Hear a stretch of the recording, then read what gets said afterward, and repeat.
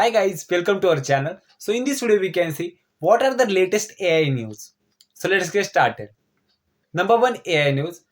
Apple spent more than $500 billion in the manufacturing industry. Okay, so the news is Apple said it plans to spend more than $500 billion over the next 4 years to expand its manufacturing footprints in the US. And they also said that they're actually creating 20,000 job offers for all the employees in the US. That's very amazing. So they're actually increasing their economy also, and it is very best decision for Apple. Okay.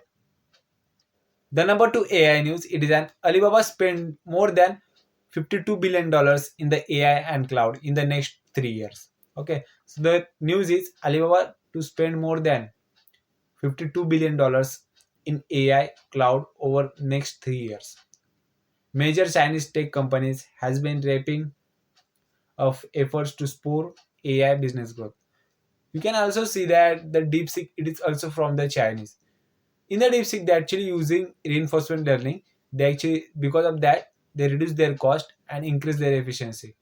For they actually reduce their cost for users also and their company also. That's very amazing. So that's why many of the Chinese company also putting more money in the AI development and cloud development.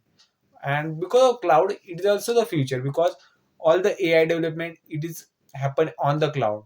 Okay, so that's very amazing.